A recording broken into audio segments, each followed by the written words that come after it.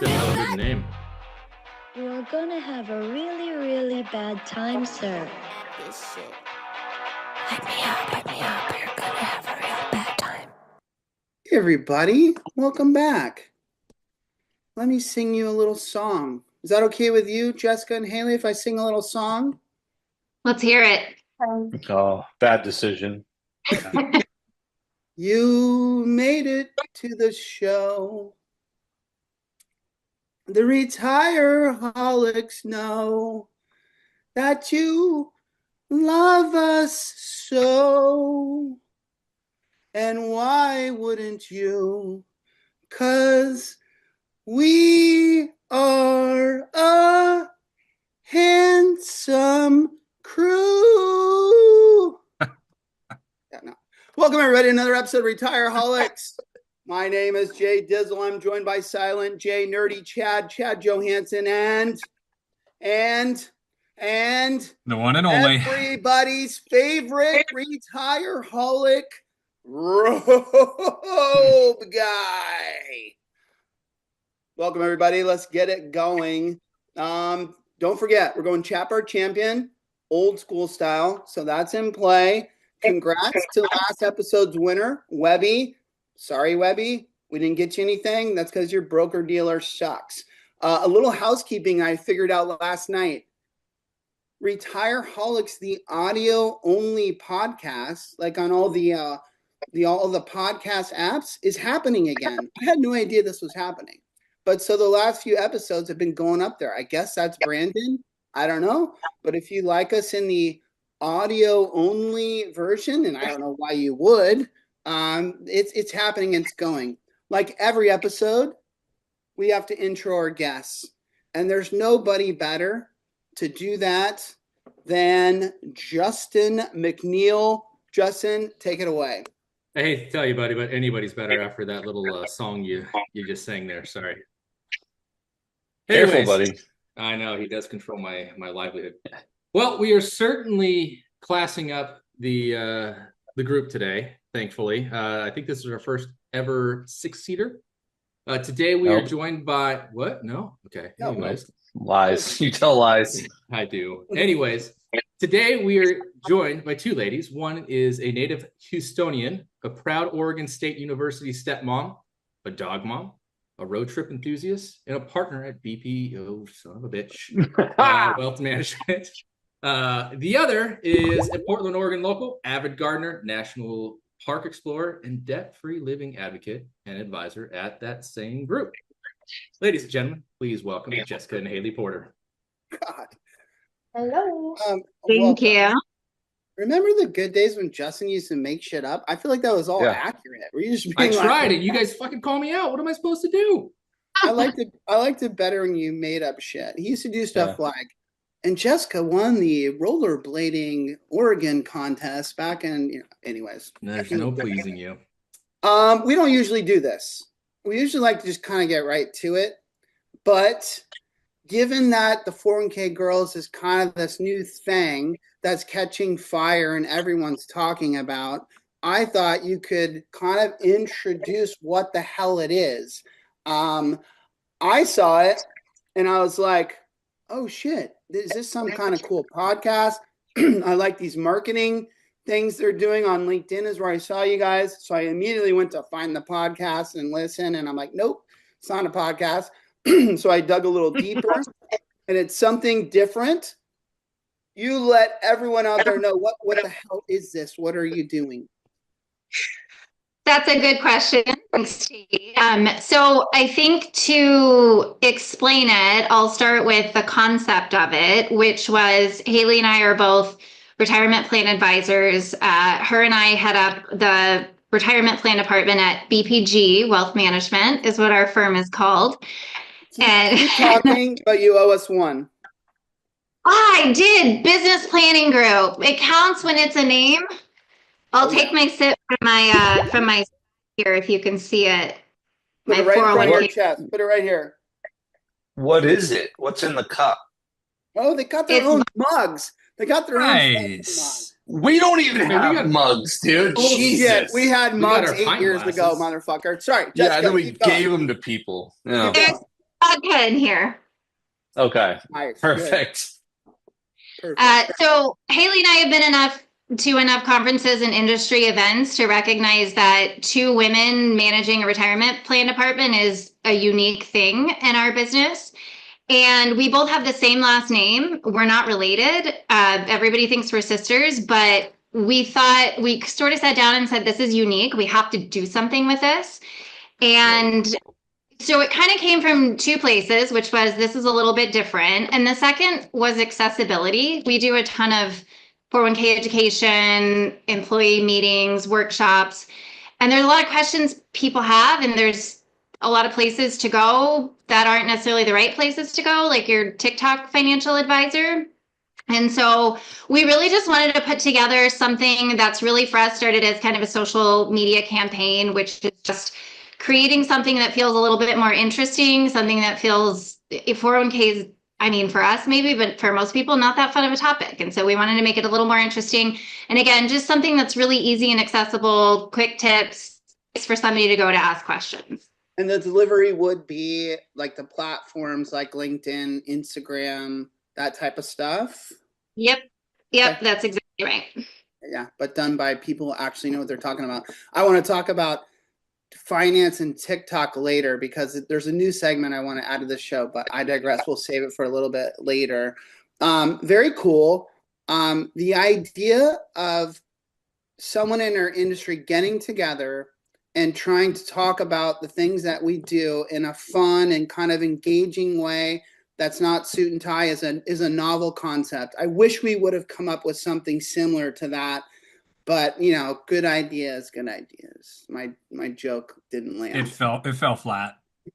All right. Well, I wasn't listening. Come here because you want the latest 401k tea. You want to know what's popping off right now. We call it headlines. Brandon, let's do some headlines.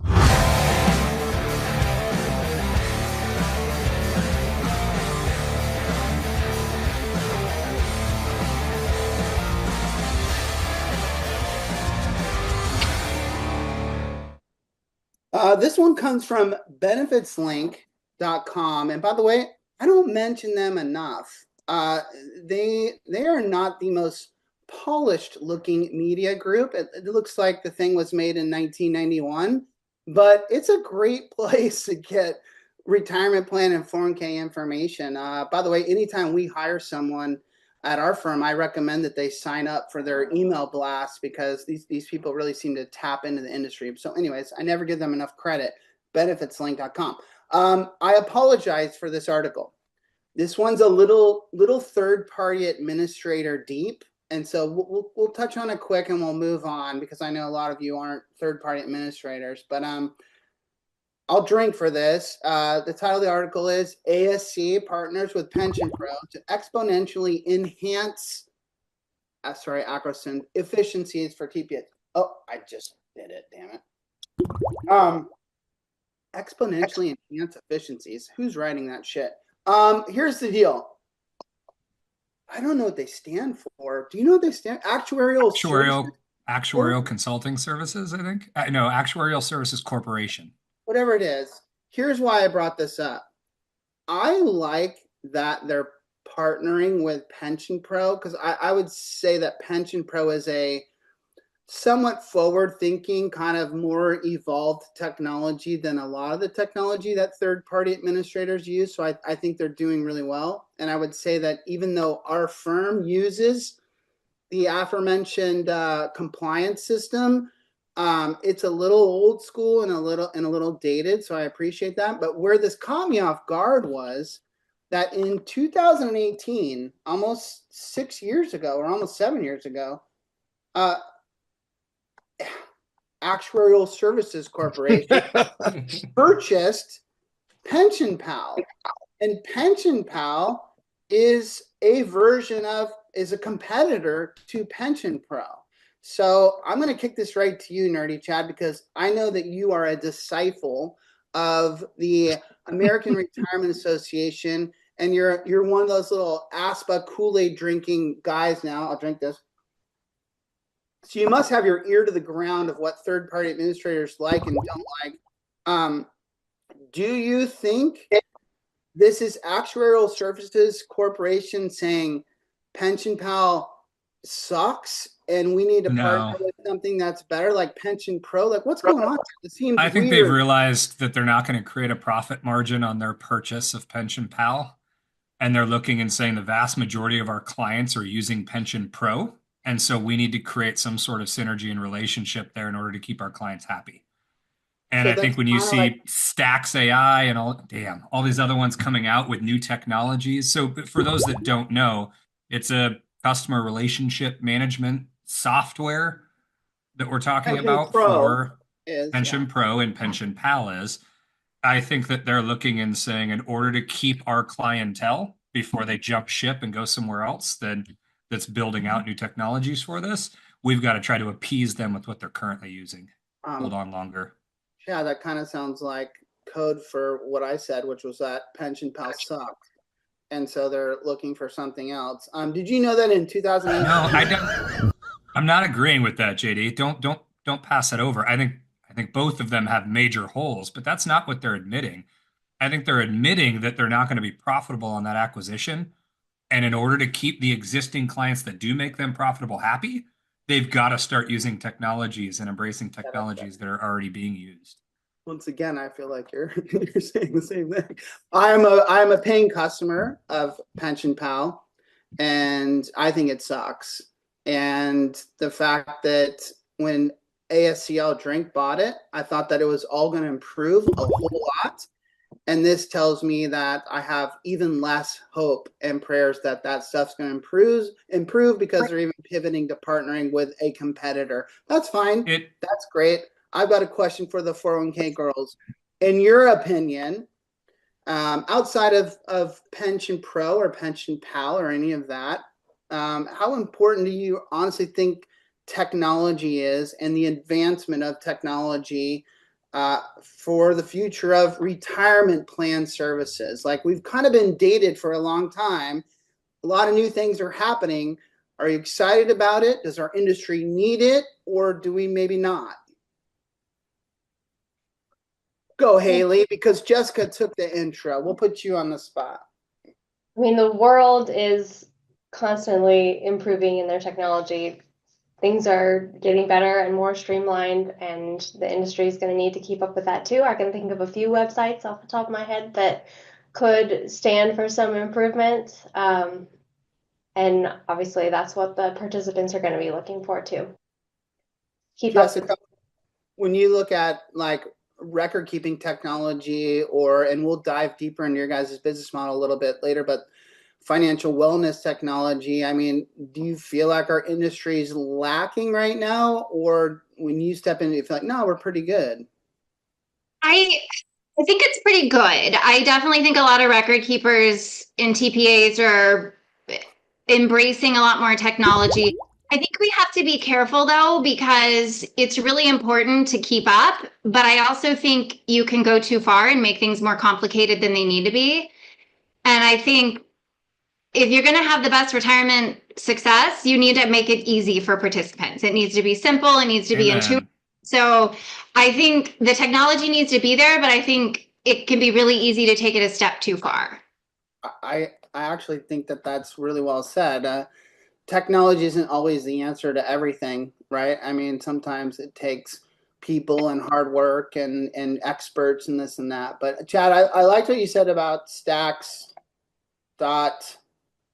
Yeah, artificial intelligence. This one. You know this one. There you go. Because I do want to wrap this subject by saying, and this is not me trying to like rock the boat or cause shit like I do a lot of times. This is me saying Actuarial Services Corp, Dayterre, and many of their peers are literally running on software that I feel like has been the same for the last 15, 20 years. And so I am interested to see if they're going to maintain their market share. Do you know that I'll Drink ASC claimed that over 50%, this was in 2018, over 50% of all 401k accounts were tested or administered on their software. And again, this was, a while ago. Yeah, they have good market share. They have very good market share. In an unbundled world, that's not true if you're looking at all 401k No, accounts in a because bundled world. No, Chad. Bundled providers use their software. Some large bundled providers use their software. So, and then again, this was 7 years ago. So things may have changed. And obviously things are changing when you see guidelines, human interests, and stacks, dot, whatever. It would be interesting to see how that changes. Sorry, I said I'd go quick. I didn't. Next headline. Vestwell unveils new emergency savings account offering. I don't know, 401k girls, there was a time when Chad met the founder and chief executive officer of Vestwell, Aaron Shum, and he was sitting with Chad and telling him all about Vestwell and what they were going to do in the future. And Chad walked away from that conversation and said to me, that guy's nuts. He has no idea what he's doing. I don't even understand what he's saying. I think he's going to fail. Obviously, he has not at this point. The jury could still be out. Chad, is he crazy with his new concept? Are you on board with Aaron now, or what's going on here? We have talked for years about how to spend your next earned dollar as an employee. Is it on paying down debt? Is it on saving for emergency savings? Is it within the 401k? I think that as a whole, we lack in this area of emergency savings accounts. And I think the vast majority of Americans, and the statistics in that article prove it, less than 50% of Americans have $1,000 saved up in an emergency account. That proves the fact that we need to be helping people embrace this topic. No, he's on it, JD. I think that this is it's a good step. I will say he's a bit behind though. If I'm going to tout the others, I mean, Empower rolled one out, right? Voya rolled one out. There are many others that are already doing this. And now Vestwell is saying, hey, this is our next step in evolution. I actually want to get into some of the weeds of a pension-linked emergency savings account versus an emergency savings account. But first, 401k girls, this is right up your alley based on some of the stuff I've seen on social media and whatnot. I'm assuming the idea of emergency savings accounts at your employer are something that you guys would really get behind. Like, you're into this concept. So first, can I just comment on the first line that says Vestwell, the backbone of the modern savings economy? I hated that too, Jessica. Modern savings economy? I got a giggle at that. I don't know who wrote this article. I didn't look at the author, but I thought that was very interesting. It's because of all the state-ran plans. They have a big relationship. I love you. I like this controversy right now. You're saying that's a bullshit weird sentence right there, or? Who decides that? I don't know. I didn't get to vote on that. Anyway, it's a statement. I appreciate their stance there. All that to say, yeah, absolutely. I agree. I think this is needed. Again, anything to me that makes it easier for people to do these things, if it's a barrier to go and open up your own savings account and a high yield savings account, then make it easy to do it directly through your retirement plan. I think it's a great idea. Yeah. Automation, set it and forget it. So people I just don't see anything unique to this whatsoever in my mind. That's why I was hoping, again, the 401k girls, like, educate me on how you would talk to participants about this, because in my mind, it's like, I can have direct deposit go to my primary checking, to my banking savings, to my whatever. Like, I could have 6 different accounts if I wanted to. Like, what is so vastly unique or different about this, other than the fact that it's got a different acronym that we get to say? To me, I don't know. I don't see anything about this that was eye-opening to me at all. I think that's fair. I think the question I would ask, you can put your money in your bank savings in this, but are you doing that?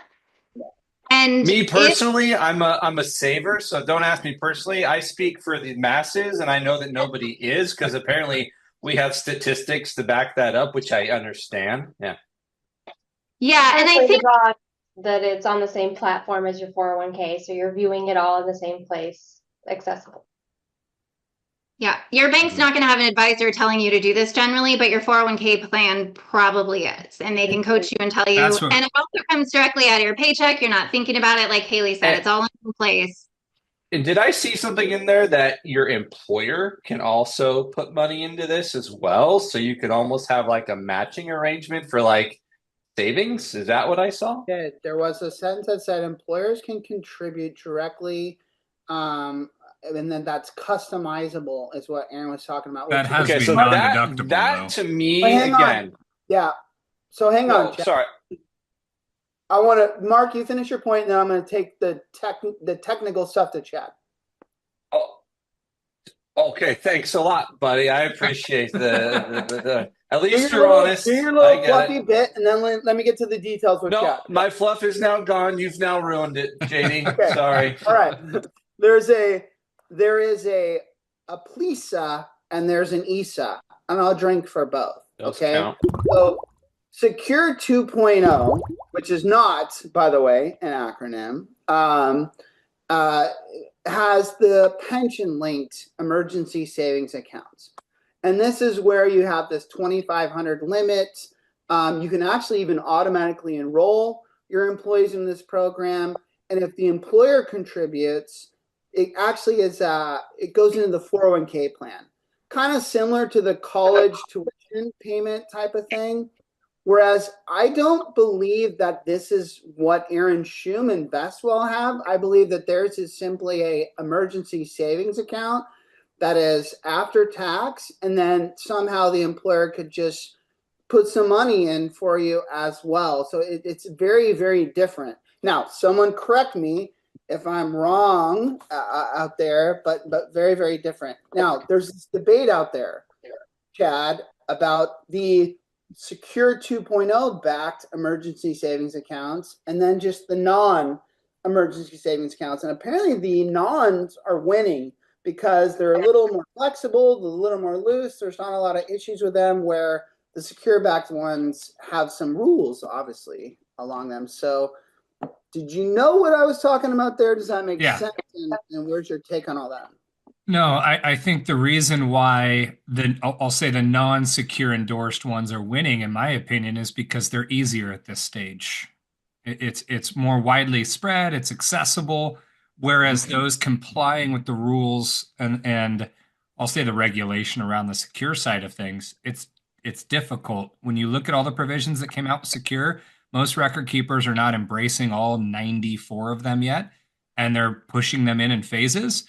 This is one that's going to hit the back burner for sure. And so giving people access to save money, I still don't believe that in this side, JD, the emergency savings account, not the PLSEA, is deductible from an employer just because you say it out loud, that counts. I know. I'll take it afterwards. I don't think it's deductible, and I don't see any employers making contributions to it. I think at this stage, they're using it as a vehicle to allow employees access to save some money ahead of time and earmark it for expenses. I don't want to get in the weeds with you right now, but you're talking about the secure pension linked ones. Yes. So the secure pension linked ones, if I'm an employee and I make deposits into my emergency savings account, my understanding is you have to treat that like a deferral, and if you have a match, you have to match me for that into the 401k plan. So agreed. Just like you said, just like the college savings, the paybacking tuition. I think the employer contribution on that end is deductible. Right. Of course. Yeah. Because it's just like the 401k one. Yeah, you're right. Where Aaron's is completely outside, but then to the 401k girl's point, not completely outside because you can see it on Vestwell. And so when you're logging into your 401k and all these other things, like Haley mentioned, how cool to then see, oh, wow, I've got this extra $1,000 over here in my emergency savings account, which I could take out at any time with no penalty, no taxes, and spend it. I do not have this. JD, we rolled into these statistics when we were talking CalSavers years ago, but employees, we'll say investors, are 50% more likely to save if it happens prior to the paycheck being cut. So to Jessica's point earlier, if it's after the fact and you can save it in your own bank account, they're just not doing it. If you can push it in front of the paycheck being cut, It's happening, which is why I Yeah. think these are so important. We're the Retireholics. They're the 401k girls. You're talking about saving money in your paychecks. This is what our whole thing's built on, bro. Like, Yeah. oh yeah, of course. I back you. Jessica, Haley, I don't have this in my kind of plan of attack here, but since we're talking about Secure 2.0 and you guys are retirement plan advisors helping clients, can you give me a little quick taste of, like, from your perspective, all these 90 plus provisions that Chad was talking about, how has it been for you guys to counsel your clients on what they can optionally add and what is mandatory? Like, has that been a shit show? How have you dealt with that? Like, how is that going? It's a lot. I think I get the point of it. The point of it, of course, is for better participant outcomes, for more flexibility, to encourage more people to save. It's a lot to make sure they're understanding, but also on the record keeper side, are all the record keepers ready to roll all of these things out? Or do they have the capability to do it? Right, exactly. They don't. And then the IRS, they like to, release all these different things. There it is. Internal Revenue Service. You can always finish your thought and catch up your penalty after, but go.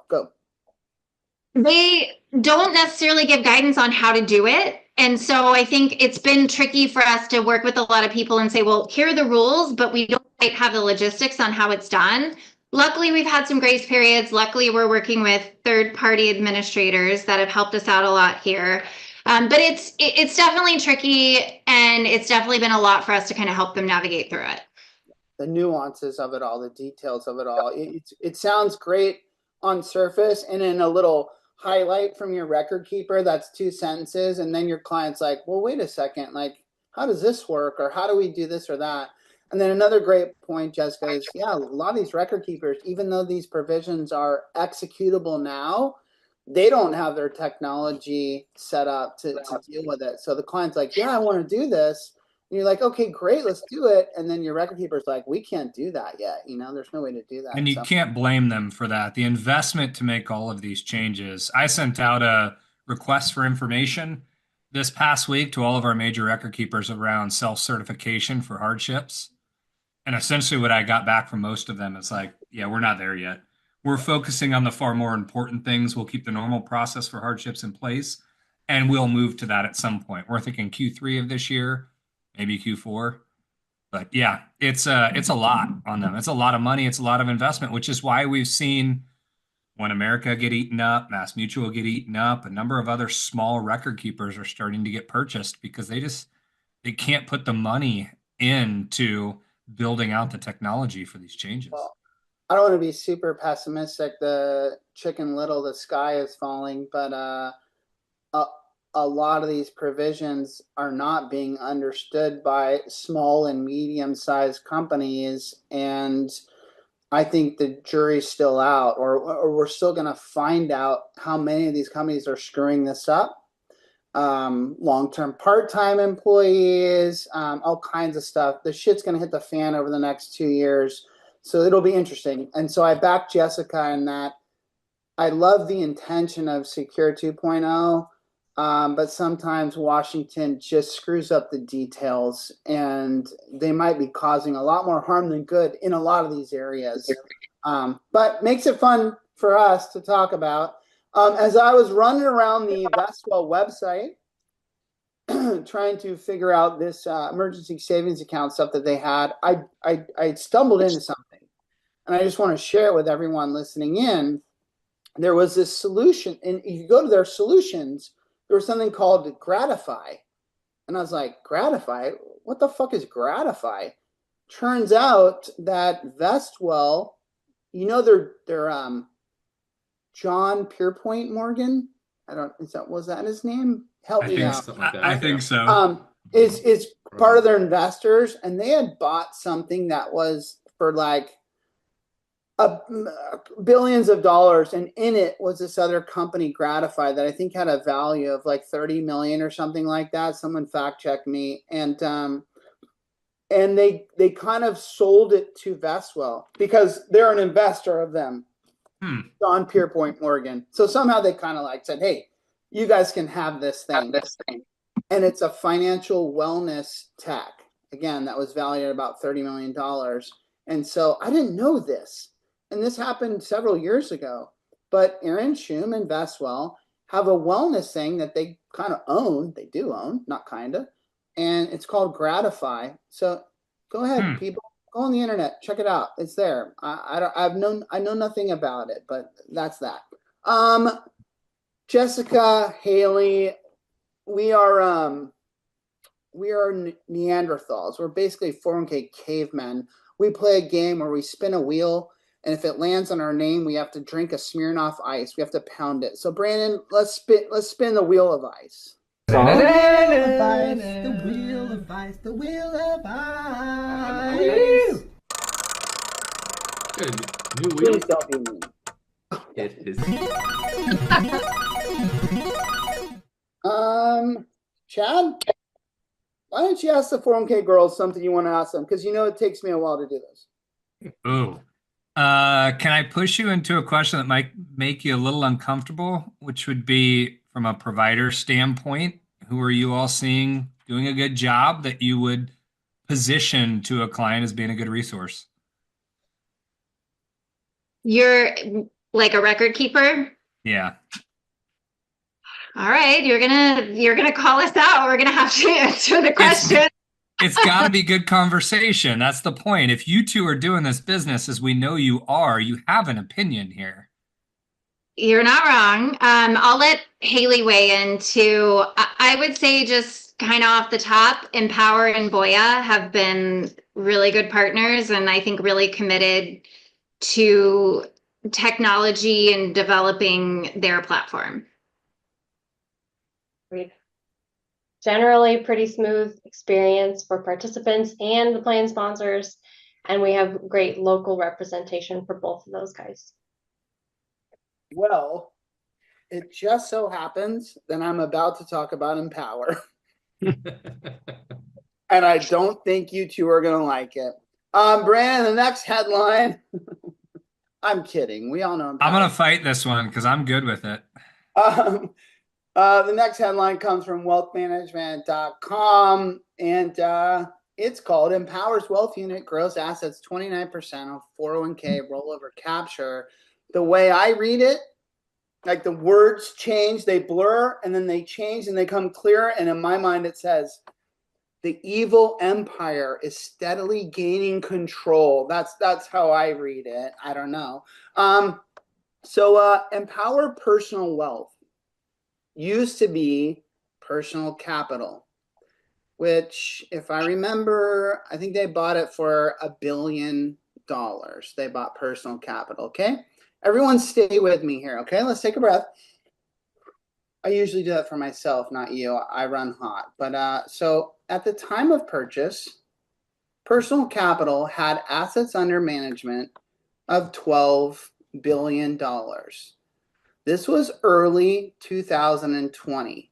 Jessica, Haley, are you guys aware that Empower bought Personal Capital for $1 billion? Yeah, okay, good.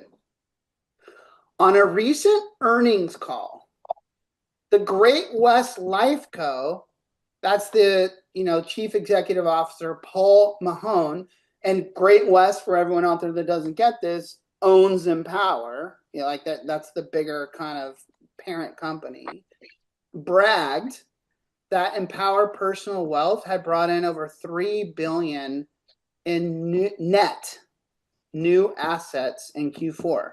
And again, just to kind of settle everything, what, Chad? Why are you tilting your head? I mean, you're muted. What a dummy. I had to burp, all right?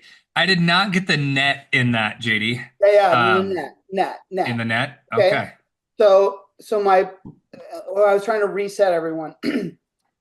Empower Personal Wealth is Empower the Record Keepers version of or product offering to offer come on, JD. What is, God damn it, IRAs. I should know that. Individual retirement accounts. I'll drink. To get that rollover access or business from their clients, okay? And they bought the personal capital, tech, and business to do that. Okay, let me get back to my strategy here. So Empower Personal Wealth, because the CEO told us, brought in over $3 billion in net new assets in Q4 last year. They currently, oh, I'm drinking for something. They currently employ, and I want Jessica and Haley to listen to me, and I want every advisor out there to listen to me now. They currently employ over 1,000 of their own kind of chained in cubicle advisors. I don't know if they're actually chained to their cubicles. I just imagine that. It's probably not true, but they're in these cubicles, these advisors.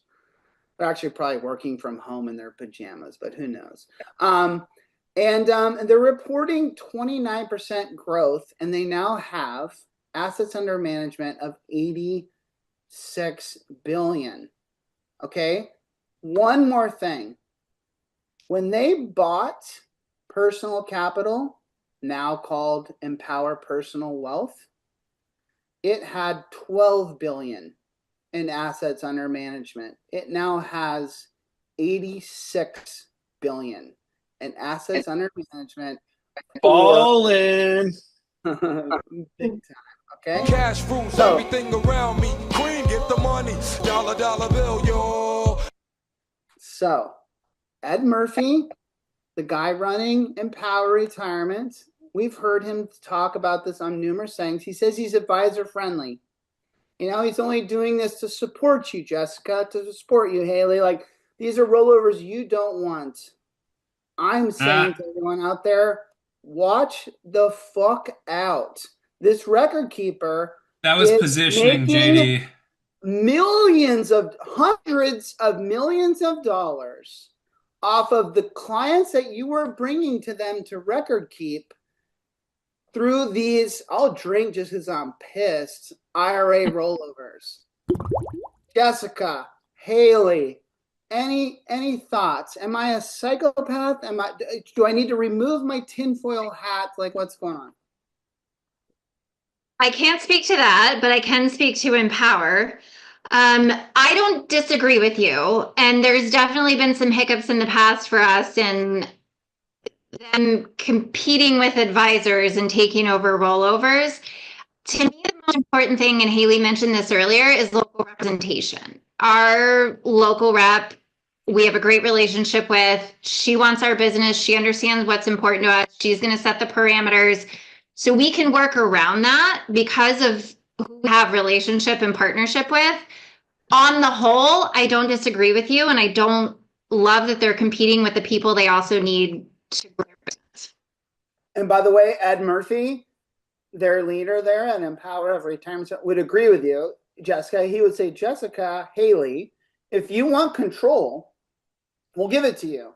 Like, we will not take rollovers that you don't want us to take. And I believe him when he says that. I also think when he's back at his fancy cigar club, wherever he lives, and he's smoking off and doing whatever he's saying, but, you know, the trends will be that millions of these dollars won't go to people like Jessica and Haley who want to control them. And that's clearly the case. Chad, the amount of assets under management from these rollovers and the growth since they bought Personal Capital for $1 billion. And I have not heard anyone else out there talk about this. I just did the research today in this kind of nerdy mode I had. That's insane. Ed Murphy's sitting back on, this is fucking phenomenal. Like, we're killing it right now. And you said you were going to challenge me on this. You don't think financial advisors all across the country should be the ones making the revenue and the profit from this instead of this fucking record keeper that, by the way, and I'll shut up here in a second, they brought all these clients to that record keeper. It wasn't their Super Bowl ads that brought the clients there. It was the advisors all across the country that knocked on doors, found these clients, knew their networks, and brought them to them. How dare they make all this? Yeah, you get my. I won't. Go ahead, Mac. What's the alternative, though? Because most advisors, correct me if I'm wrong, girls, please, they don't give a shit about small balances. Okay, so the alternative is the employee doesn't get any type of guidance or anything like that, right? If they if their assets don't roll over to an advisor or stay with them. I don't see it as a totally bad thing because they were going to be orphaned anyways, right? Every advisor gets to set what their limit is. I was with Empower today at lunch and learned something that I thought was impressive, and I had a couple margaritas, so I might be getting this number wrong. But he had shared that they had rolled over like 1.2 billion to advisors with this program. And the advisor we were with said, yeah, my threshold set at 100 grand. I want all of that coming to me. Everything else they can handle because I don't want to manage it. So I don't think it's total doom and gloom for that stuff, or like they're just raking advisors over the coals, because most advisors are going to ignore that shit anyways. Don't JD. Let the rest of us talk. I want Jessica and Haley to kind of answer that because they're the ones that are actually on these front lines. But I was going to say is that you say that all these small accounts are usually abandoned or not serviced. All I'm trying to say is I would like to see broker dealers, and I don't know who Jessica and Haley's broker dealer is, or if they even have one, and maybe they're a registered investment advisor. I don't know, but I'd like to see broker dealers say, no. Let's empower our local advisors across the country to get these rollovers, whether they're small, and build the tech to evolve. I just don't like seeing it going to these big companies when I feel like I understand that thought process. Jessica and Haley, but Jessica, Haley, you're the actual people. What do you think? Yeah, alternative process could be to have the advisors be the first point of contact there, regardless of the balance of the account. Send it to the advisors, and then they can determine from there if they want to service it or not. But like Justin was saying, they do have that program, and we've been able to enact that on some of our plans, but there is a little bit of a barrier to entry there because the plan sponsors need to sign off on being part of the program if it's an existing plan. So that's kind of an illustration would be automatic enrollment in a plan versus voluntary enrollment. If you have to sign up for something, it's not going to happen, versus it being automatic and you get that benefit right away. That's a great analogy. Okay, so I will calm down based on Haley's comments. I just want to let everyone know that's listening in that's an advisor. I just want you to be eyes wide open. That's all. JD, let me give you some statistics as to where this came from, though, because from a business operations perspective at Empower, if I tell you these statistics, you'll probably go, well, shit, now I get why. And these are back to 2022, and I was at one of their conferences. $80 billion at risk. So of their retirement plans, they had $80 billion that had a distributable event in a given year. And of that $80 billion, that's not going to change from year to year. In fact, as they grow, it's going to get larger. I didn't mean to interrupt. In that given year, $9 billion of the $80 billion went to Fidelity. In a given year, $12 billion of that $80 billion went to Vanguard. These are assets that the advisor is not maintaining. So when we talk about a distributable event and they're looking and saying, where are our outflows going? Are they going to our partners? They are not. Why are they not going to our advisor partners? Well, because Fidelity's eating them, Vanguard's eating them, Schwab is eating them. So how can we get more to our advisor partners? Let's be more interactive with the average participant when they come across a distributable event. Let's give them resource. So now Empower is playing an active role in saying, hey, we're here to help you. Your company's closed. You're moving employment. We have a process for this. Advisors set a threshold as to what they want to be involved in. But outside of that, now Empower is having the conversation that is then retaining assets for them. But also, hold on, JD, here's the statistic. They rolled this out with Edward Jones first. Advisors who were not following this process were maintaining about 4% of the assets rolling out of their plans. Edward Jones advisors were maintaining 50% of the assets rolling out of their plans. So that should tell you that, yes, this is most certainly a pitch for Empower and most certainly going to lead to more revenue for them. But statistically, it is leading to more assets staying in the advisor's book of business as well. It is a win-win. Just literally, go ahead, Jessica. Sorry. Yeah, I would play devil's advocate too and say if the advisor is losing the assets to Empower, whose fault is that? Yeah. If they're not proactive enough to be working with the participants and the plan sponsor to be retaining those assets, then maybe they don't care enough to have retained them anyway. That's fair. I love the argument of the strong will survive. You're totally right, Jessica. Like if you're going to ignore that and let it happen, then it's going to happen. I'm just in this. Oh, I've already said it, so I won't circle around. And nobody's disagreeing with you, JD. Just so you know, I'm in full on board with your point. I use personal capitals and power to aggregate my assets. Aggregate my assets. Whoa! Wow, that one was hard. So that I have a one-stop shop to see what my life insurance policy is, what my home value is, what my 401k balance is. Everything aggregates into the personal capital tech. And every single time I log in, it pops up and says, Empower would like to meet with you to talk through your personal finances. Click this button and we'll have an advisor spend time with you to tell you what you should be doing. You have a personal advisor. Mm-hmm. That's it. So we didn't even touch on that. And I'm sure Jessica and Haley's company has a wealth management arm. And so here, you're now adding to my argument, which is. But I am not a 401k participant. Let me distinguish between that. This is just me using their technology to aggregate assets. We got other stuff to talk about, so we got to move on. Unfortunately, I thought we dug. Yeah, don't worry. This is only our second headline, everybody. We're just cruising. Don't worry, Jessica. Haley, Mark always does that. We just ignore him. He's got a weird obsession with headlines and where we're at. We're actually going to play a game next. Jessica, Haley, are you down to play a game? Have some fun? Let's do it. If you knew that this game was a game that you're going to play, not us, and that the game was titled, Who Would You Rather? Are you down? Let's go. Okay. Jessica's like, wait a second. This is the financial TV personality game. So these are all like people on TV that give financial advice. And we're going to ask you, who would you rather? And I'm going to give you 4 examples of what you would rather do with these people. And you're going to let me know.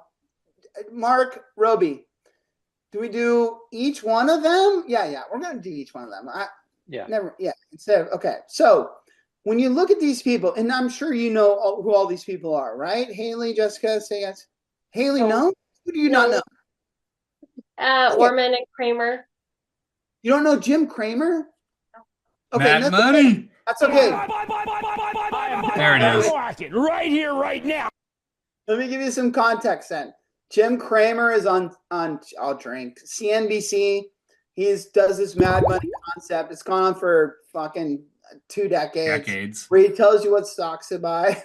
He's probably wrong more times than he's right. I don't know, but he's got all this energy and he rolls up his sleeves of his little dress shirt and goes. High energy. Susie Orman is like one of the top TV financial advice people that we've had over the last 2 decades. Some people love her. Some people hate her. She's trying to talk to the regular people out there and help them understand, whether they should buy an annuity or invest in a E-Trade account or what they should do. But it's okay. You can just look at them and make your decision. I want you to know, who would you rather, Jessica and Haley, each, we'll start with Jessica, put in charge of your own investments, be stranded on a desert island with, be a business partner with, so start a new business, or the last one, which is my favorite, which we've done many times on this show, party with in Las Vegas. And I mean like hangover style, like a 3-day banger, no sleep, shit's going wrong. Okay, Jessica? So put in charge of your own investments, deserted island, business partner, Vegas. And a little backstory. I'm going to start with Vegas because somebody commented, and I think they were talking about Kramer, that he did tons of coke in the 80s. So I'm going to I missed that. Into Vegas. Okay, that's phenomenal. I'm going to go with that one. God, Desert Island. I think O'Leary, only because he seems the least annoying. Yeah. Oh, I don't know about that. Maybe I don't watch enough Shark Tank. What were the other two? Business partner and in charge of your own investments. You're going to turn over your money. Ooh. And you're left with Orman and Ramsey. I guess Ramsey is a business partner and Orman in charge of my money. I don't like any of these options, guys. Haley is do better. I think that was pretty well done. I couldn't argue with your answers there. Haley, I know you're a little more in the dark because you have no idea who Susie Orman or Jim Cramer is, but go ahead. Sorry about that. Messed your game up. Okay, I am going to party with Kevin O'Leary, I think. I like that. I'm in. Could be a semi-classy party. He's probably got a Learjet. He's got lots of cat. Like, it could be fun. Yeah. Yep. Let's see. Desert Island with Kramer. Sounds like fun, resourceful person. Could be. Yeah. For sure. And let's see. Dave can manage my money. Agreed. And business partner, Orman. Business. Okay. Yeah. I wish we'll have to track this. We'll ask AI. We'll ask artificial intelligence to track both your strategies and see which of you comes out on top over the next 3 or 4 years. I don't know. Evil, JD. Chad, which of these do you want to run your investments? Dave Ramsey is the only person when I looked at this group, I'm like, well, or O'Leary, but probably Ramsey to run my own investments. Yeah. I don't know. I didn't get to watch the chat bar. I'm curious what the chat bar said to all that. Okay. Fact or fiction Fridays. This is a 401k girls thing. Is Brandon showing me so this is something you guys are doing, and tell us a quick bit about it, and then I'd like to hit the last one, which was a fact or fiction thing, which is, should you pay off all your debt before you start investing? So you have some others planned. We got one coming out tomorrow. What's going on with fact or fiction Friday? Yeah, so this is an effort. There's lots of myths and misconceptions, misinformation out there, and a lot of times that holds people back from making those smart money moves. There's so many sources of information and people become paralyzed by it. So we wanted to address some of the myths out there. So we've touched on, should you pay off all your debt before you invest? And renting versus buying a home, is renting throwing away your money? So we've got some other ones coming out, but we just wanted to kind of address those and put them to rest.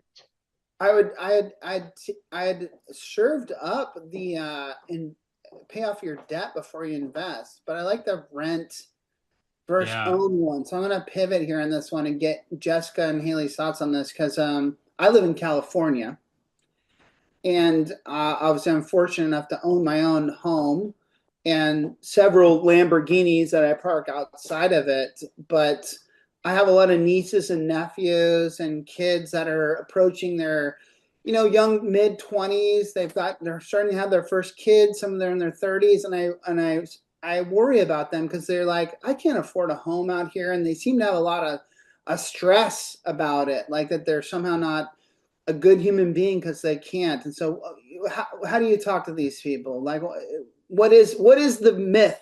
Or is it not, of do you have to buy a home and be a homeowner?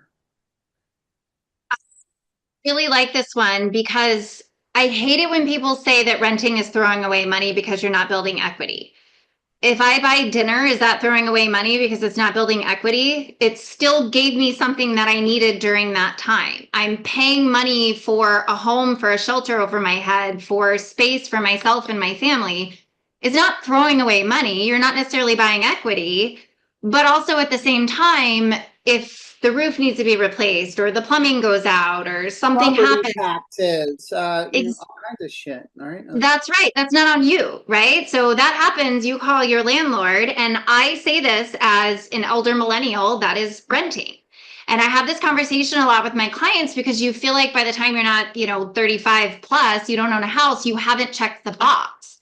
But if you look at what incomes were back when boomer parents were buying homes and what the home costs were and the interest rates and your monthly payment was, it's nothing compared to what they're going for now. And we live in Portland, which not as quite as expensive as California, but still a pretty tough housing market. Right? Portland's kind of popping off too. Yeah. Yep. Yep. Pretty expensive housing market. And obviously interest rates have been really high, which means if you can't support that monthly payment, that's not going to work for you. And so we have a lot of conversations with younger people of it's okay to not put this box on your list right away to have checked off if it's just not going to work for you. We have to be realistic about what the options are. Does the higher interest rates have an effect on that? Of the thought of buying a home with a heavy mortgage versus renting and using the additional dollars to invest? That's got to play a factor in that conversation, right? It absolutely does. Yeah. I mean, you can buy a house for $700,000 at 3.5% interest versus 7.5%. And in one case you can afford it. In another case you can't. And, you know, if you can take that money instead, rent at a much lower cost and invest it for the future, that's probably going to be the better option. Chad, this falls right into your bailiwick, which is it's a math problem.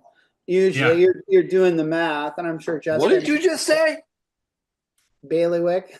What the fuck is that? That's a boomer thing. You don't just say that and then walk right away, buddy. What is that? What are you saying?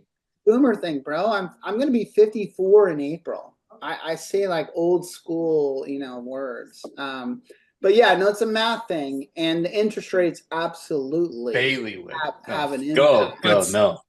But can I bring up the interest rate for a second? The home mortgage interest rates. We were living in a fantasy world for the last 10 years or whatever. Like but to us young folks, JD, that was normal reality. And Jessica and Haley's clients and people and if there's any like regular people listening in that are not financial advisors, like you need to know this, like to get a 3-4% mortgage, that was crazy town. That was a fantasy world that we were living in. We had 0% interest rates, like negative even, like there was negative money happening in all these kind of sharing of investments and stuff. So 7%, when you really like zoom out and look at the United States for the last 50 years or whatever it is, I know it's shocking. Pretty low compared to the 80s. It's really not that far off from what the median is. Jessica, am I wrong or? You're not wrong. I think the biggest difference is that housing prices haven't gone down in the same way that interest rates have gone up. And that's where that disconnect is in being able to afford it. And now we're all pretending to be like real estate agents and shit, because it's got to do with inventory. It's got to do with building costs. It gets complicated. But I loved the moral of the story, Chad, that the 401k girls said, which is, and I want to say this for, even if there's just a few younger people that tune into this that feel like you're living in a van down by the river. Because of that. No. I think home ownership was the thing in the 70s and the 80s and the 90s, maybe in the early 2000s, but times have changed. Don't worry about it. Live your life.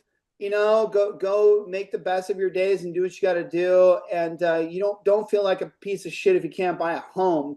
To be honest with you, a lot of crap comes along with it. You're kind of strapped down to the location you are and your mortgage. And by the way, there's the surfer in you.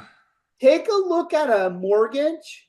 This is coming from a guy who owns like a $40,000 million house. So, and the amount of interest that context over that entire time. With that said, when I pull into my here it is. Here it comes. Into my circular driveway and I look at my mansion, I think to myself, JD, you're fucking better than most people. There it is. There it is. All right. Let's go straight to a little wrap on the 401k girls and then Chap our champion. One more time, 401k girls, we're going to learn wellness, financial. Did I say wellness? Can we get a, JD, on this? Can we get a peek into what tomorrow's topic might be? Will you be releasing a Friday topic tomorrow? We are. I'm going to defer that one to Haley because she's going to be in charge of that post. Like, I get it. I get it if you want to to do keep that it in under the the morning. vest. That was Haley's task at 8 a.m., Chad. And your little boomer ass fucked her right now. Now we got her hammered and she's not open to it. She's like, yes, the topic tomorrow is gambling. Probably not good for your financial future. See what we got on the docket. Give me a second. Wow, she's got a social media calendar. That's what she's looking at right now. She knows exactly what's going to pop off tomorrow. That's right. I asked because I'm equally excited. It was the comment that I made on LinkedIn. It's like, this is freaking cool what you all are doing. You liked it. Thank you. So tomorrow we are talking about emergency funds. Ooh, that was very lined up with today's show. Yeah. Is it sponsored by Vestwell? We are not sponsored yet. You could sponsor something if you're willing to spend advertising dollars. No. So actually, Mark, that's a great segue. You can sponsor the robe if you want. It costs negative dollars. Show them your robe. Show them your sponsors. Stand up a little bit. It brings no value to your business, but it's for a good cause. It looks like the prime real estate has been taken up, though. I'll just rip those off if you want, Jessica. You just tell me where you want your patch. Take that plain design one off. We've changed the logo anyways. Yeah. Actually, the one that my kids gave me, I'll just strip that thing right off there. Don't worry. So what could Jessica and Haley do with 401k girls? Like, do you have big aspirations? Do you lay your head on your pillow and dream of something sick? Can't speak for Haley. I do. I've been doing this for almost 11 years. And for me, the 401k Girls is a brand. We're still under the business planning group umbrella. So we're still obviously very much associated with the brand. But for us, it's about creating a brand that is unique, that is different. And I think when we started this, we decided we don't have to wait until we're 100% ready. Let's just do it. And so I think part of this is just us also figuring out what works, what we like, what people are responding to. At the end of the day, our goal is to be a resource, to be a brand that people think about of, they manage 401k plans, but they also provide just really simple, easy advice. People's attention spans are really small these days. I don't need to do a 30-minute webinar. If somebody wants us to, great. But just a 1-minute something where people will actually take action and make changes. So, Haley, not a podcast is not in the plans? It's not in the plans, but we just spread our wings here. We're open to figuring out where we're going next and what opportunities may come our way. So I'm an old guy, but I think it would be cool to hear you guys discuss stuff in long form. Okay, so Jessica, you guys are smart. Like I said, I'm old.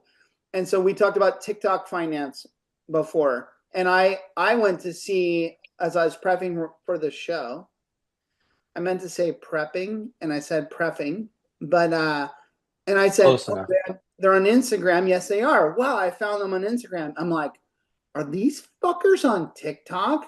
And I went to go see, like, if you're on TikTok, and I couldn't find you. And God bless you. But it opened me up to this concept that I want Justin, Chad, and Mark to know, and Brandon, more importantly, the people that are on TikTok trying to give financial advice right now is hilarious. Oh, it's so bad. And what I want us to do on this show, and I'm going to get right back to the 401k Girls before we wrap, but this is about us. Although they've probably already figured out, Haley, Jessica, I'm a narcissist, so I apologize. This is all about me. We should do a segment on that shit. We should put up in the little rectangle a video of TikTok person talking dance, and it's going to be hilarious.